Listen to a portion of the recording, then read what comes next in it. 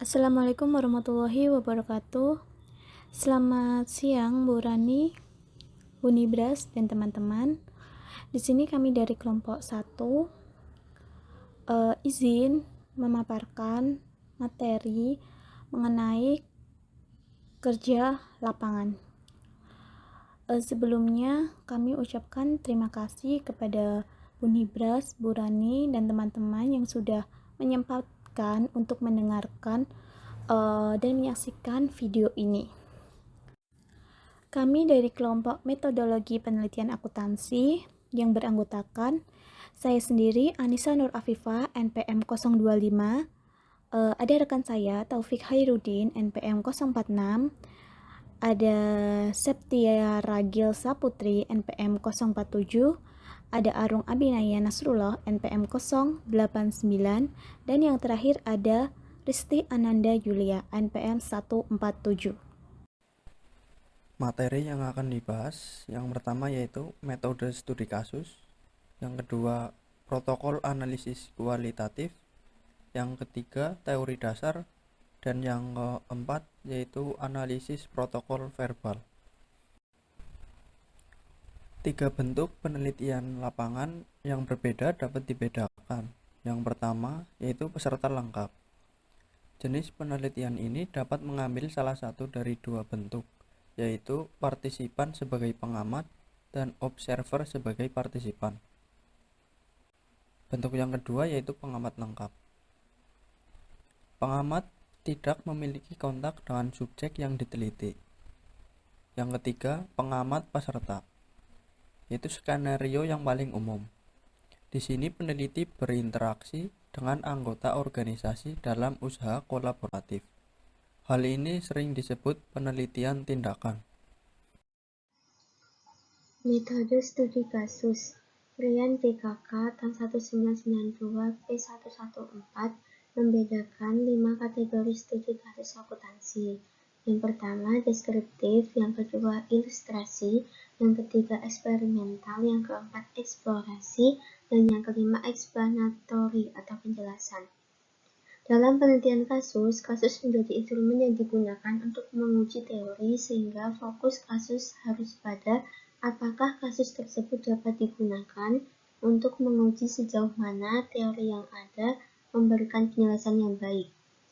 Studi kasus biasanya mengumpulkan data dari berbagai sumber termasuk beberapa atau semua hal berikut: bukti dokumenter, data wawancara, observasi langsung, dan observasi partisipan.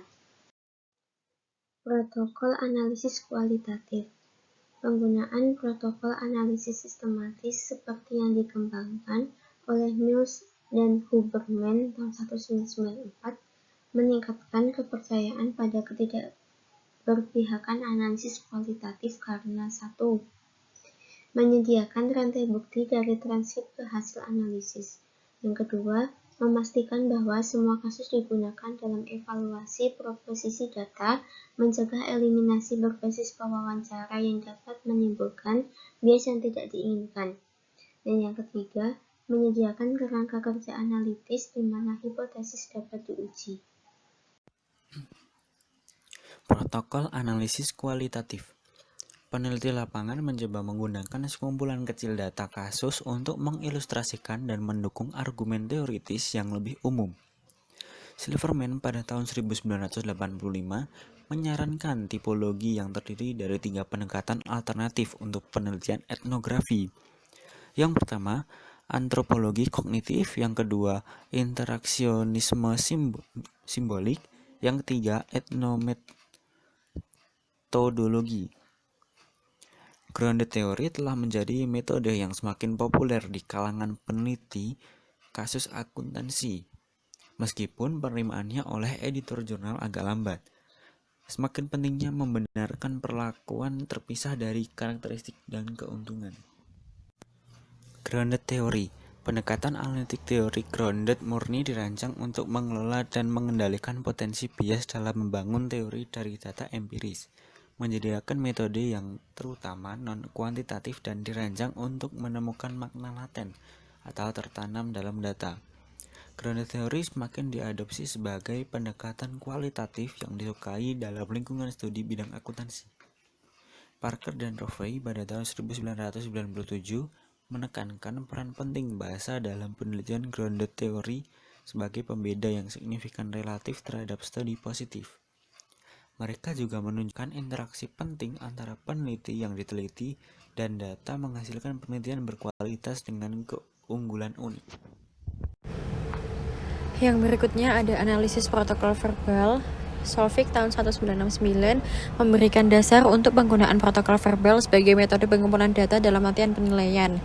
Subjek melakukan latihan di mana mereka berpikir keras merinci apa yang mereka lakukan dalam hal informasi yang digunakan dan cara penggunaannya.